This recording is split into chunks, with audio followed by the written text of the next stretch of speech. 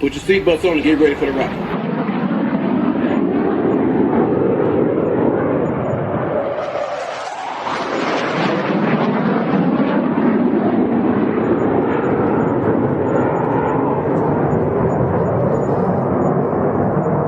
We're the freaking New York Jets, so we're built for this shit.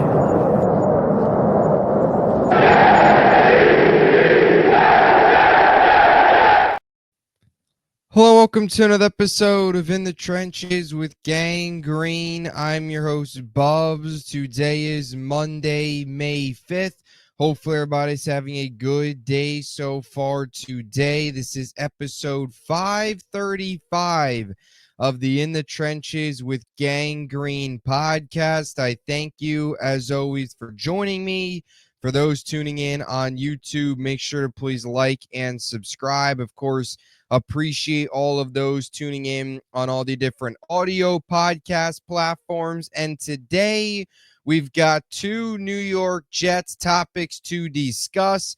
An NFL draft analyst spoke highly of Brady Cook, the New York Jets undrafted free agent quarterback that they brought in out of Missouri on Rich Cimini's Flight Deck podcast. We'll break down those comments and, of course, discuss some Brady Cook as he enters training camp. Expect to enter the summer competing for that third quarterback spot on the roster. And I also want to dive into Foley Fatukasi, former New York Jet, being linked back to the Jets, urged to resign back here with the Jets after a couple years with the Jaguars, most recently returning to the Texans or going to the Texans last year.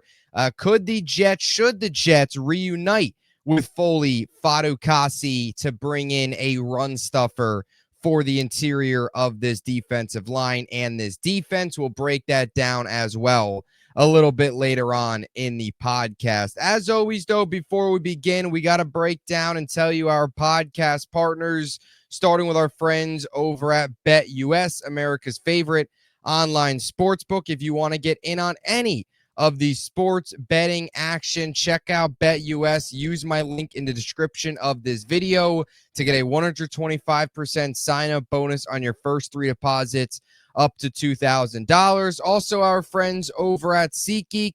If you want the hottest tickets in sports or entertainment, check out SeatGeek and use code BUBSONSPORTS for $20 off your first purchase and get yourself out to some awesome events. And of course, our friends over at Huga House. If you want any of their new or original collection of hats and sweatshirts, check them out. Use code BUBS for 15% off any purchase and get yourself some awesome Huga House swag. So here we go, episode 535. Thank you, as always, for joining me. Today, I wanted to dive into two New York Jets topics that are out there. Of course, starting with Brady Cook, and then we'll dive into a potential free agent reunion for the Jets up front on the defensive line. But Matt Miller spoke, NFL draft analyst, of course, for ESPN, spoke with Rich Cimini on his Flight Deck podcast the other day, talking about the Jets draft, where things stand. And he had some interesting comments on Brady Cook. Now, Brady Cook has quickly become a little bit of a conversation, a little bit of a talking point for New York Jets and New York Jet fans, because the Jordan Travis retirement now opens up the door for a much more interesting and really open quarterback 3 spot that'll probably become a battle between Brady Cook and Adrian Martinez. And of course, we've gotten, a lot of conversations, and you've seen a lot of opinions, and a lot of Jet fans and some people question whether or not the Jets should have taken, knowing that Jordan Travis, they obviously had some idea. They clearly knew that Jordan Travis was not going to be in their long-term plans. It's not like Travis came up to the Jets after the draft and said, hey, I'm retiring. It was clear. You could even tell how Aaron Glenn and Darren Muji were going about the whole Jordan Travis process. Anytime they were asked about it, they kind of didn't really answer it, kind of walked around it, the question. So you kind of knew there was something up there. But with him retiring, it now opens up the door. And you've heard some people question, why didn't they take a quarterback in the draft as your developmental QB3 as opposed to relying on an undrafted free agent and an Adrian Martinez, who probably at best is just a camp arm. And there's a good chance that potentially is what Brady Cook is for the Jets, is just a camp arm, just a QB3. And I will say this, I think the whole situation with Jordan Travis and like that is a little bit blown out of proportion. I think there's a lot of people that are sort of upset with the Jets not taking a quarterback. I think that's a little ridiculous. You're not asking Brady Cook or Jordan Travis or any of these guys or the quarterback that you would have taken in the 5th or 4th round to be starting this year. They clearly have full belief in Justin Fields. They're building around Justin Fields. They have Tyrod behind him. It's not like this was your make or break. Oh, we needed a starter. No, they have that, giving Fields a chance this year. But I thought these Brady Cook comments anyway were interesting. So Matt Miller said, quote, Cook will probably be one of the most popular players on the team within the first couple of months. He is the dude that everyone loves. I thought that was interesting. And he also went on to just talk about Cook's game as a whole and praised some of his attributes and some of his ability for his overall game. Obviously, a guy coming in here, 6'2", 214-pound senior, 5 years in college football, and seems like a guy that kind of made a prediction. Feels like a guy that could stick around. Feels like a guy that will make the team, be a quarterback 3. Martinez potentially going to the practice squad, assuming the Jets don't bring in any other veterans to compete for that 3rd quarterback spot behind Fields and Tyrod. But I thought that was interesting. Seems like a likable player, which is a positive trait if you're a backup. Every team kind of needs that. If you're not the most talented player, you do need to be likable. You want to have that, be a good piece in the locker room. Very well liked, it seemed like that, Missouri. And if you go back and look at some of his Missouri track record, this was a guy who dealt with injuries all of last season, was dealing with a wrist injury, was dealing with an ankle injury.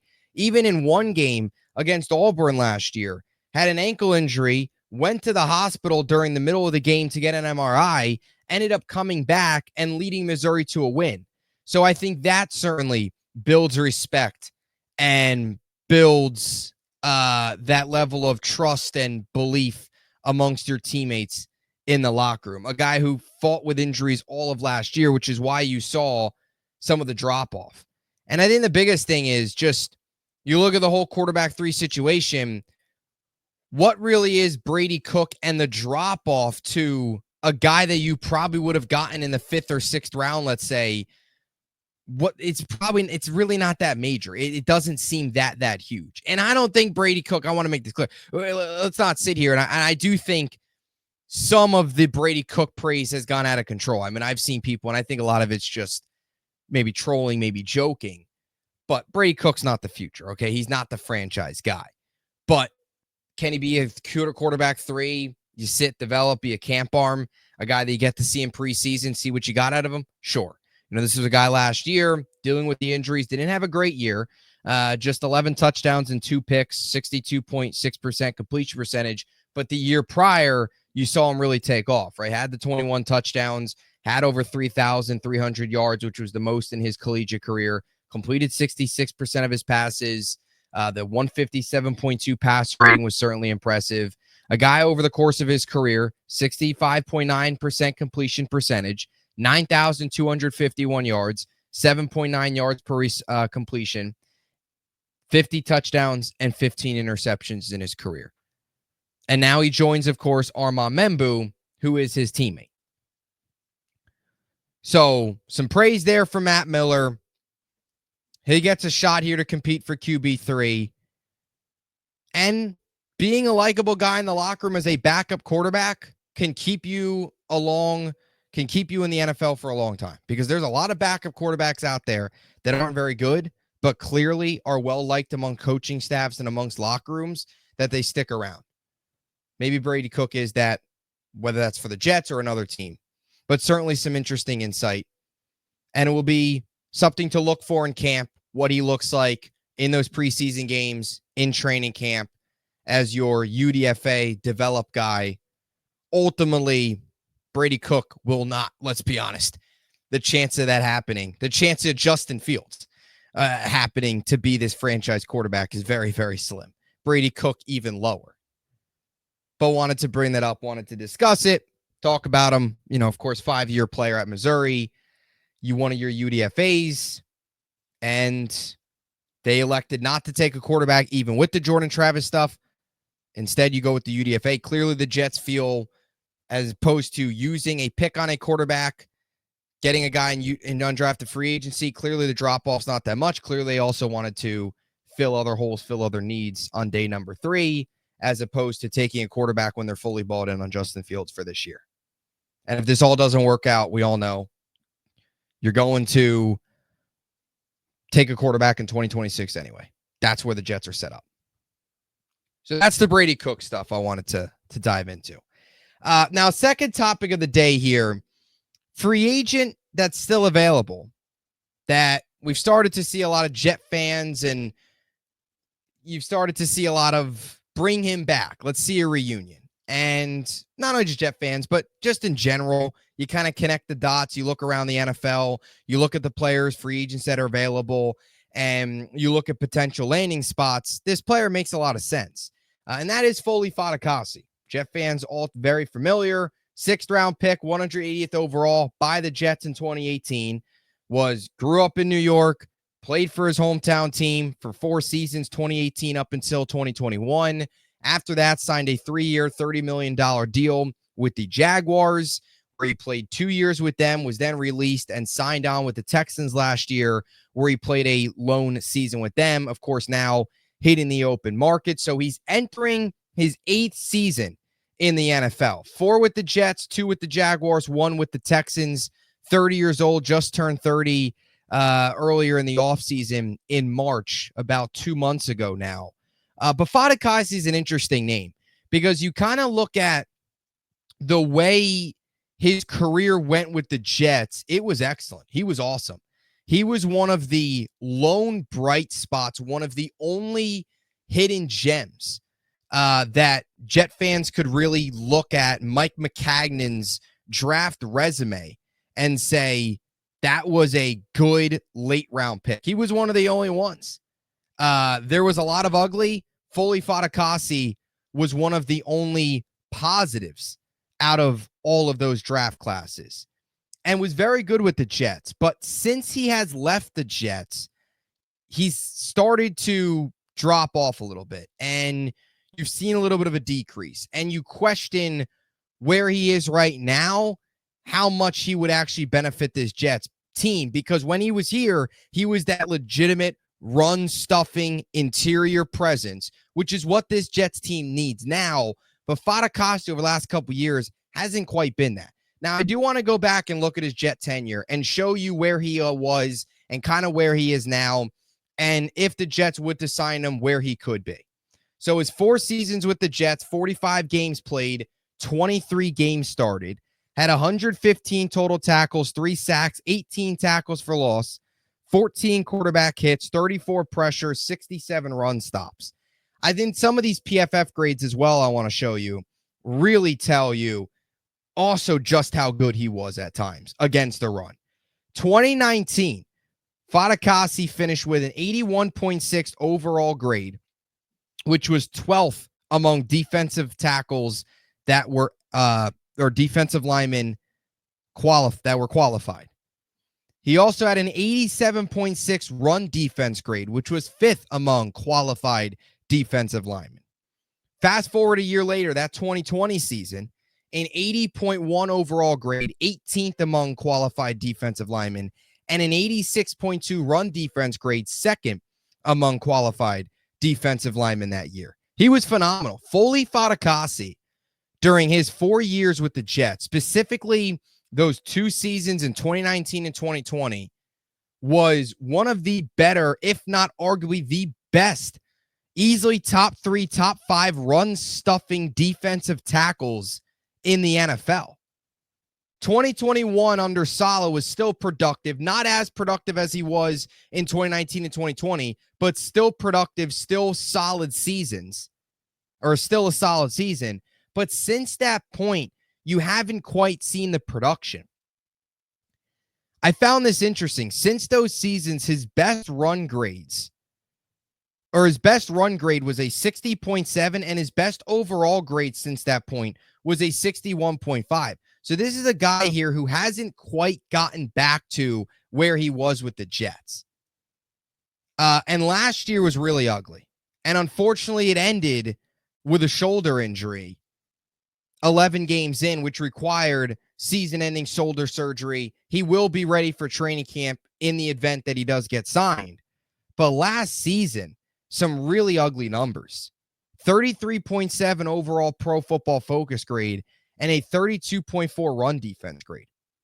This is also a guy who, after putting up 40-plus tackle seasons in back-to-back years for the Jets, hasn't seen 40 tackles since. Tackles for loss, run stops, all down. You look at how he grades out as a run defender, all has decreased. A guy who signed a 3-year, $30 million contract with Jacksonville, and then it fell apart there. 2 years in, he was gone, didn't finish out that contract. So it's been really bumpy for Fatukasi. And I'll be honest, from where the Jets are right now, right, you don't take a defensive tackle in this draft. You take a flyer and a couple UDFAs. You do bring in Derek Nottie of Kansas City. But still, you don't have that legitimate, clear guy next to Quinnen that you know for sure you could trust for sure to stop the run. Fatukasi's track record, he can come in and do that. You just haven't seen it now for a couple years, and you start to question if it's something that he can regain, get back to. Because really, ever since he left the Jets in 2021, the last 3 seasons, he was one of the elite run defenders in the NFL, one of the better run defenders in the NFL, to not really being much of a factor. And so you look at the possibility. Look, I would be on board with potentially bringing him in on a cheap 1-year kind of prove it contract, see if he can get back on track. But I guess the big question would be, how much is Fatukasi, where he is right now at this point in his career, not playing his best football, coming off of a year last year, a career worst season? What's that drop off compared to what the Jets maybe see or hope they have or can coach up on the interior of this defensive line? Right. They have Derek Nottie. Do they see something in him? Leonard Taylor, I think, could be a piece where the Jets see something in him as taking a huge step this season. He might be one of the bigger X factors on this defensive line, Leonard Taylor, as a guy who's going to need to step up this year. And one of the players that maybe the Jets see something in so much as to the fact that they didn't take a defensive tackle in what is a loaded defensive tackle draft class. So Fatukasi, the reunion, the homecoming would be awesome from that perspective, right? Grew up in New York, 4 seasons with the Jets, really good years. Coming back at a position of need, that would be great. But the biggest question I would have, can he regain where he was a couple years ago, or sort of even just get back close to that? Maybe not quite what he was 2019, 2020, but anywhere close to that? Or more so, just can he not be what he was last year, where it was a career worst season coming off of a shoulder injury? Definitely some questions. But I'll throw this out there. I would totally be on board. It can't hurt to bring in another body, because this team desperately needs interior run stuffing talent. Proven guys. Like, they could use another proven guy. Fatukasi's proven his career can do that. So only time will tell. I wouldn't expect something like this to happen, but if there was a name out there, you look at Fatukasi as a potential reunion. If you had to build a list of free agents still available for the Jets to sign, which I do plan on diving into this in another episode, Fatukasi, I'm sure, would be atop of a lot of Jet fans' lists. Because when he was here with the Jets, he was a mauler in the run game. Get back in the green and white, can he do that? Or is this more of a nostalgia going back to what he was, not so much what he is right now? Let me know what you think in the comment section down below on the possibility of a Foley Fatukasi reunion, because a lot of Jet fans want it. And I will say this too. I totally get it, and I would be okay with it. The biggest question is, like, what Fatukasi you be getting coming off the shoulder injury and just where he's been the last couple of years. How much of what he was with the Jets does he still have in him? Schematically as well, how much does this fit what he wants to do? So let me know what you think in the comments section down below on Matt Miller's comments on Brady Cook and your thoughts on the possibility of bringing back Foley Fatukasi for a reunion here for the New York Jets as they look and need run defense, run stuffing help up front on that interior of that defensive line. Now, let me know what you think. We'll have a lot more content coming your way here the rest of the week. Rookie minicamp late this week. We'll start May 9th, so into the weekend. So we'll have content all throughout rookie minicamp. That'll be exciting. So stay tuned. Appreciate you all as always. Until next time, JETS. Jets, Jets, Jets.